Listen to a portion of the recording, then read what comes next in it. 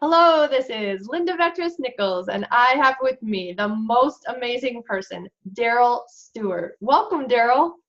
Hi, Linda. How are you? I'm good. Darryl talks about 4 styles of procrastination, which I find super fascinating. So, Darryl, tell us a little bit about yourself and how you even got into this work, because you figured out some very cool stuff. Yeah, I figured out a number of things because I was a massive procrastinator in my life. And what I found was that when I was building my business up to 300,000, I realized that I was procrastinating on very specific things. So I started using my techniques on myself Nice. because I was learning techniques around safety. And I think procrastination is about safety and self-preservation. Wow. So I work with a lot of entrepreneurs and business owners who are feeling stuck in their lives, who are wanting to make more money monthly, and that are dealing with some level of stress, overwhelm, post-traumatic stress syndrome, anxiety, or depression. Wow. So yeah, so I've used all of my trainings from that point of view and all the techniques that I've learned to really get into why we're resistant to moving forward, why we're resistant to changing, because procrastination is all about self-preservation, safety, and why I don't want to do this. Right. I love Yeah. it. That's so cool. All right, moving right along. So the style 1, the type 1, is the I don't feel like doing it, and you just referred to that. That was your issue. You're kind of in that bracket there.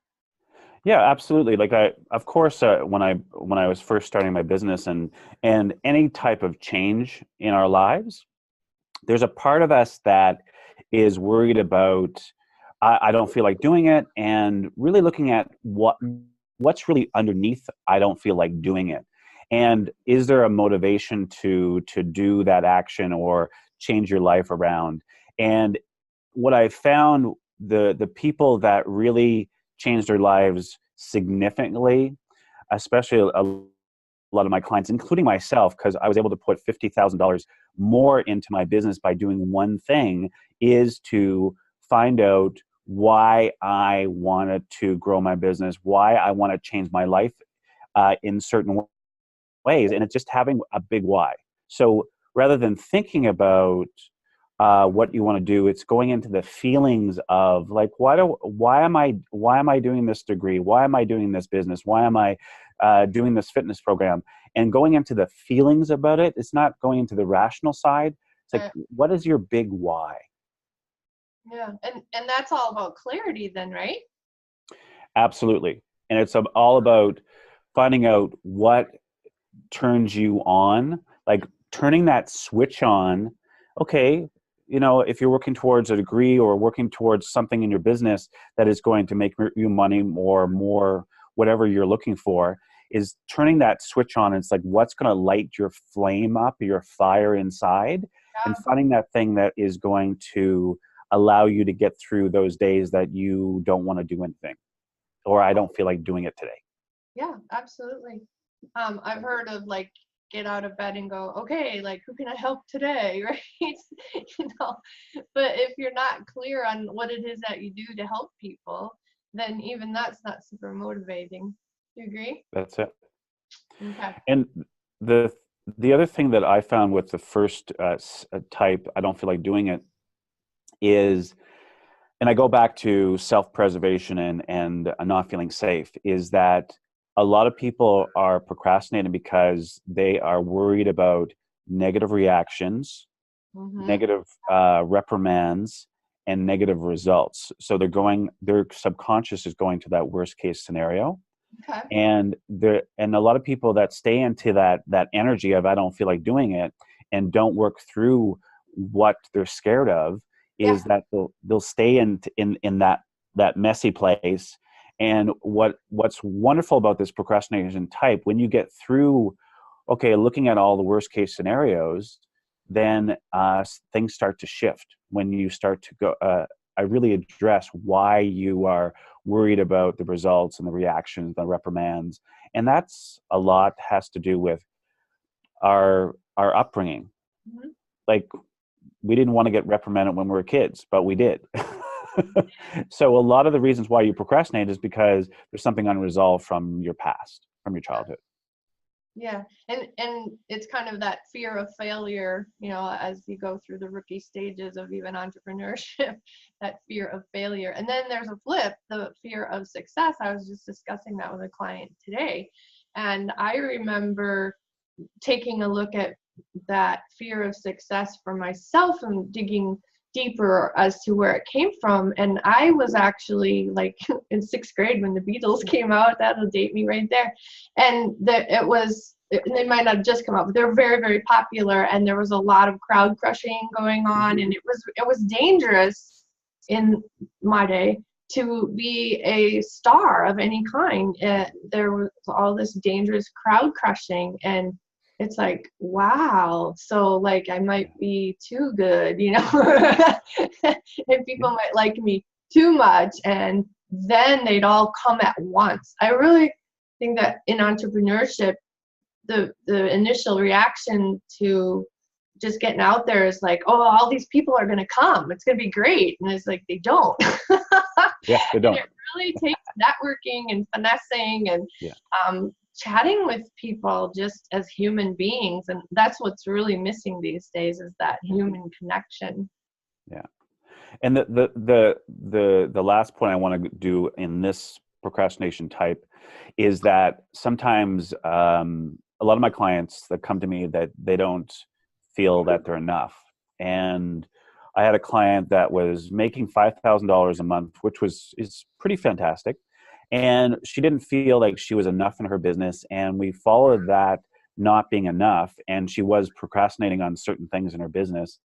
And we followed that back to her relationship with one of her parents and how she felt that she wasn't enough in their eyes.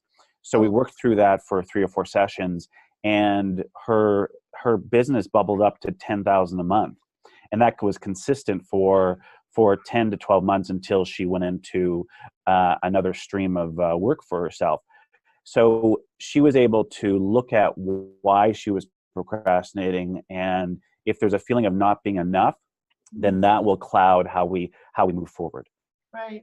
And maybe in this category too is like the person's money story. Like, it's not okay to make money doing what you're doing, especially if you're like healing arts or whatever. Is that in this type 1 as well? It could be. Actually, it's going to be, that's a good segue, because that would be more in my next one. Wonderful. Let's do it. So I will succeed, but not in a good way. So that we had kind of addressed that already, that fear of success, and people's expectations will just, be too high from now on. What do you mean by that? Like other people looking in at us, or that? I'd love you to explain that one. Yeah. So I have one quick story about this client that was making $9,000 a month, which is really fantastic for most people, and consistently doing that for about a year. And she had this, I will succeed, but not in a good way. And she felt that if she succeeded, then what would happen is that people around her would not like her, would not want to be around her, that her parents would look at her with disdain because she's a woman. And you're supposed to be home, like, it's this old outdated, idea that the woman needs to be at home and looking after the kids. So she was subconsciously worried about that, and worried about what her family was going to, how they were going to perceive her. And so she wasn't willing and able, she felt blocked about going to that next level. So we worked on that for 2 or 3 sessions. And then she popped up to $14,000 a month. And now, right now, she's at $30,000 a month. Nice. Wow. Because she honored, I know that I will succeed, but it's not going to be a good way. I will have what I want, whether it's the money, the success, and whatever you're looking for. But maybe my spouse will get angry because I'm making more money. Maybe my spouse will move away and it will splinter the family because I'm more successful. So looking at why why we think that we're it's going to be why success is going to be a negative in our relationships or our business. We need to look at that. What will I lose if I succeed? Absolutely. And we're really brainwashed from the movies, at least here in the US, because, you know, as soon as the wife got more successful than the husband, the marriage broke up, the sex stopped, whatever. And Yeah. for women, I really think that that's been our role model. It's very sad. Yeah. And I think people worry that they're going to get judged or criticized when they're more seen by other people, or them. Because I have a client that got so much pushback from the male figures in her life when she was starting to make $5,000-6,000 a month, and they were like, "Oh, you have that little business that you're making money at," and it's like it was like a big pushback about being criticized because she was being seen, and there was a lot of resentment and anger and, you know, this misogyny that, you know, some males have, and it's like, oh, okay, so I will succeed in my family, but not in a good way. Yeah, and I also see a lot of that if a client's dealing with a trauma story, especially if they're bringing parts of it or all of it out in a book, because I do like a book in 30 days with people, and that's been another big one for them, like the big hump to get over. And it's not so much procrastination, but the fear, right? And it's so healing when they break through that. It's really beautiful. And when we stop being resistant towards what we're scared about, because how many people want to change? People say that they want to change, but honestly, we don't want to change. We like our routines, and as soon as we start to put those things that are in the recesses of our mind, in the dark, you know, the dark monsters in the back of our mind about why we're scared of changing, why we're scared of success, then it breaks down and it breaks down all of those resistances, and it empowers us to move forward. Yeah, there's a literal hold on us until we do. Absolutely. Yeah. Cool. All right. So your anxiety will increase even because of all the demands of success. Did you pretty much cover that? Yeah, it's if you don't allow yourself to, so my clients show up and they're like, why am I blocked around my business? Why am I blocked about making more money? And it's like, if you don't allow yourself to go into what you're anxious about, what is the worst case scenario for you? And it's all about safety and self-preservation, because a lot of my clients have grown up in unsafe situations, or they've had unsafe things happen to them. And there's a worry that if they move forward, then something bad will happen. So we go into what the anxiety is, we flush that out, we release it, and they move forward faster, quicker, safer, and easier. How about the ones where it's been like most of their life, it's been typically like super good, and then all of a sudden it got super bad, like super quick. So it's like it's so like they're always waiting for the other shoe to drop kind of thing. Is that part of this too? It could be. Like, I think if that was somebody that was having something like that happen, there had to be they would have to be a trigger before everything started to disintegrate around them. So there was an emotional trigger. So I would look at that emotional trigger, and it usually shows up between 6 and 9 months before everything starts to fall apart. Actually, and starts to manifest. I'm thinking of my story because like it felt like I had the whole ideal family thing, and then my dad committed suicide, and I knew that he was having problems because he was home from work, and it was like he had the blues, you know, it was like he had the flu but he didn't, and he just kind of sat around and watched TV, and he never did that unless he was keeping my mom company. He was always down in the basement tinkering with all his electronics. And so, you know, pretty much for me, and being in high school, I was just busy doing my thing and not paying attention. And I remember, you know, we did a family walk, and he didn't feel like walking. He was the one that always did the hiking, you know. And so my mom and my brother took off, and we just sat there on lounge chairs, and it was like, he's trying to tell me something. And I then looked back and was like, he was trying to tell me what he was going to be doing. And so, so I've had that, you know, like, oh, things are, I mean, I'm cautious of that, you know, things are good. Okay, they're going to get bad, you know, kind of like are you going there in your head, you know, just Mhm. because they're good, they're all of a sudden going to be bad. Does that make sense? Absolutely. And I have a similar story. Like when my dad died on Christmas Day when I was 7, and you know, he drank too much, he worked too much, he did everything too much, Right. and but like my idea, it's like I can't be too happy, or something bad's going to happen. So that followed me all of my life until I chose to look at it and start to heal it and understand it and release it, and just realizing that that's just part of our story after you've done the work, the inner work around some of this stuff. Yeah. Yeah, absolutely. I love it. Love it. Okay. So we're on to number 3 already. Are we on Yay. 3? Yay! But what if I can't cut it? Uh-oh. Uh, Again, fear of failure, right? yeah, it's totally a fear of failure. So I have a lot of people that come to me. It's like, you know, when you're doing something for yourself, like you have a goal, if you have a dream and desire, there is a level of fear of failure, because you're worried that you might be a one-hit wonder, Mm, and maybe yep. there's some unrealistic standards, expectations on yourself, from other people. And a lot of people that I've worked with have a perfectionist standpoint, because everything has to be perfect. And I go back to this self-preservation and feeling unsafe. Everything has to be perfect before they move forward. And I just want to talk about one story with one of my clients. Beautiful lady, wonderful person, was making 2,000 a month, which is not a lot for most people to live on.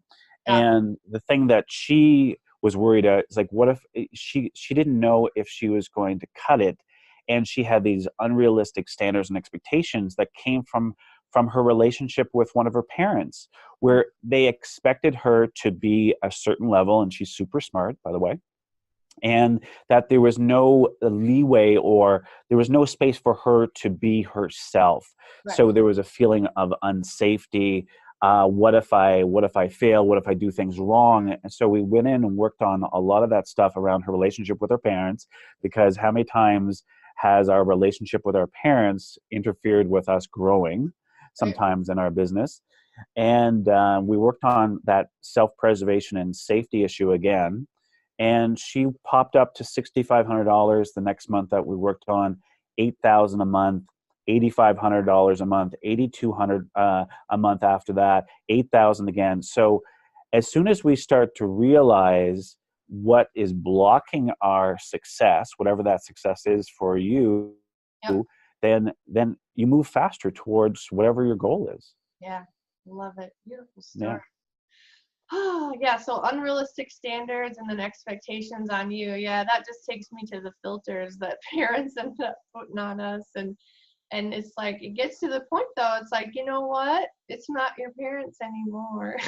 Yeah. You own your shit. All right. And So, it, and the it, perfectionist, I definitely dealt with that, you know. And so when I did, I published 9 books in March because I did a bunch of interviews. I interviewed over 50 women, doing like what we're doing right now with the right. PowerPoints and everything. And then I asked 16 of them to be in a compilation book. And and then I took 2 guests each and put them, because I was doing summits, and put them in to each of the books named after the summit. So it ended up being 9 books. And I, at the last minute, grabbed the last to be edited file instead of the final edit files, and I Oh, published all the books with the spelling errors.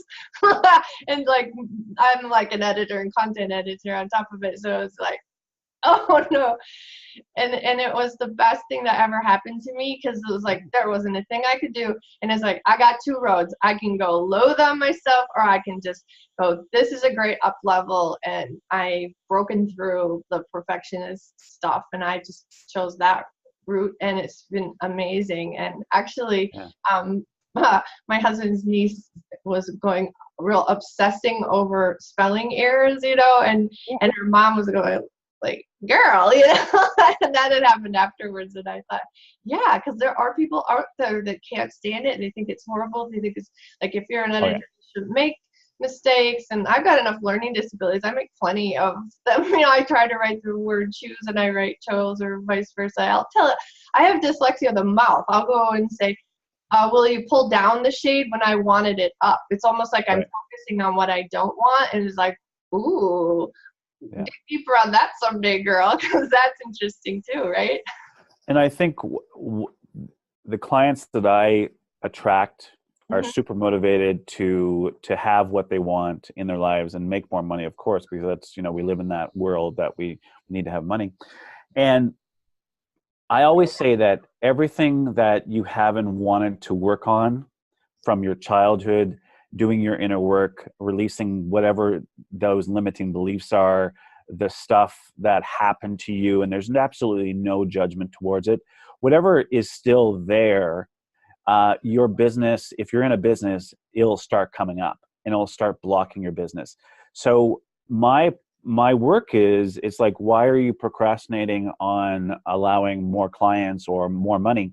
And it's always connected to something from our childhood, and it's usually connected to something that has not made us feel really good, and it's usually connected to something with our parents. And there's absolutely no judgment towards this. Let's just clear that out. So we're doing some healing, and we're making more money, and we're allowing our business to grow, and it's a good thing. Yep, absolutely. Yeah. Very cool. Okay, we got there. 4.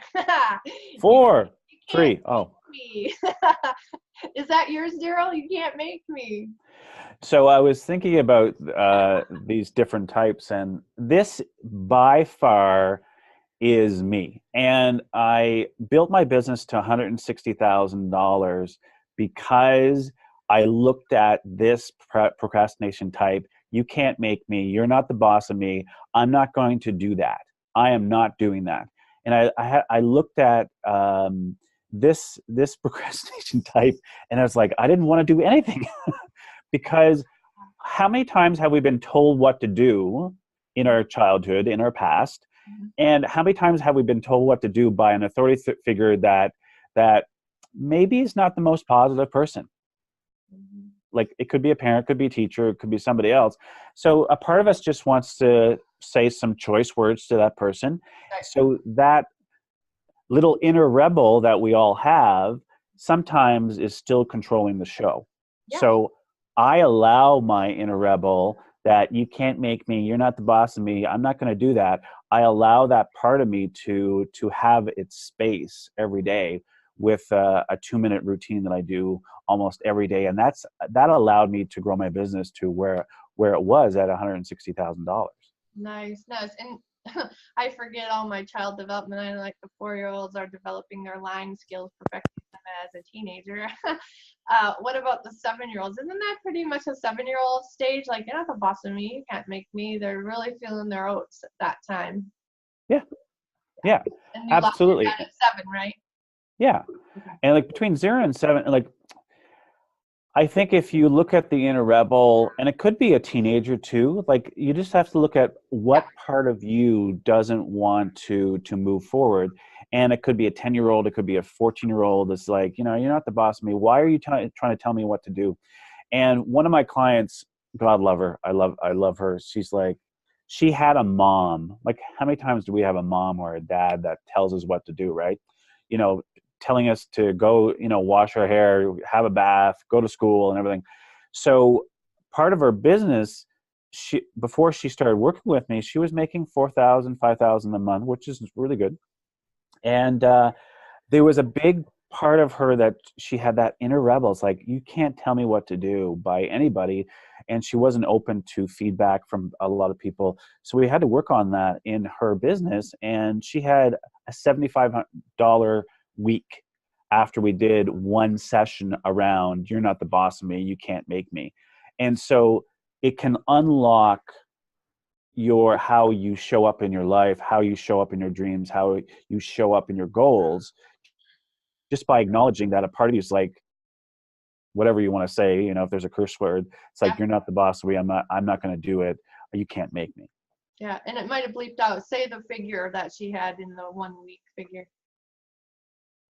What's that? say that again, how much you made in 1 week. It might have kind of bleeped out. It sounded like you were saying $75, and I know you weren't. No. She after our session, she had her biggest week ever at that point.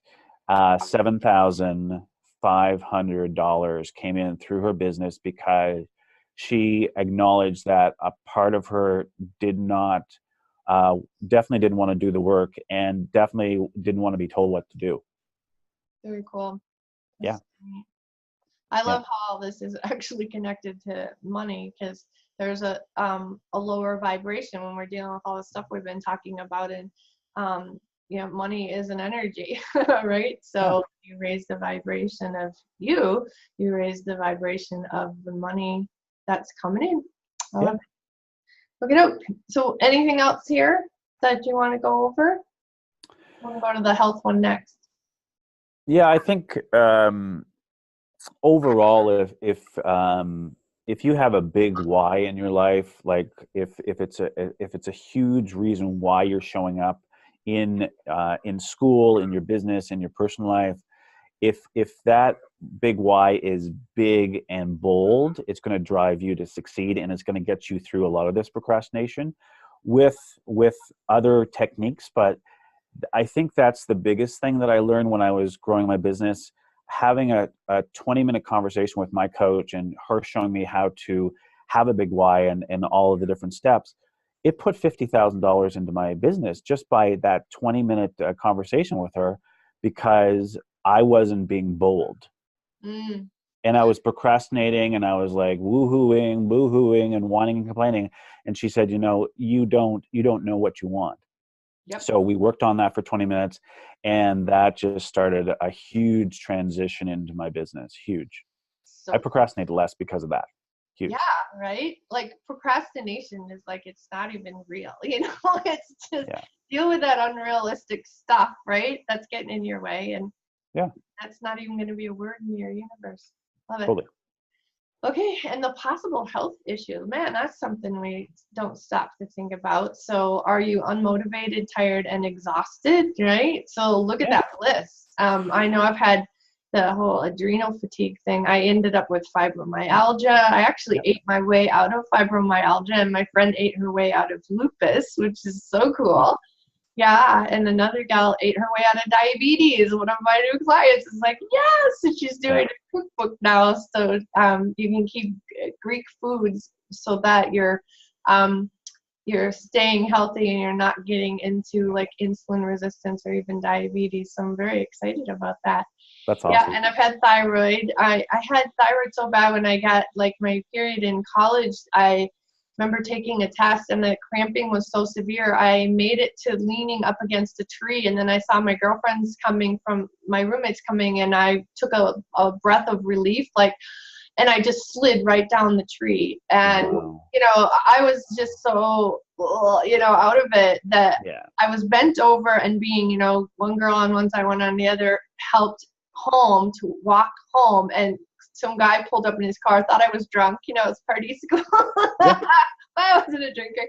And so I got a ride home, and curled up in bed and died. And basically they're like, well, we'll just put you on birth control pills. That'll solve it. It's crazy town. So changing my diet, changing my or adding supplements, and just taking care of my health helped me a lot, because I was tired and just didn't even feel like doing my homework, right?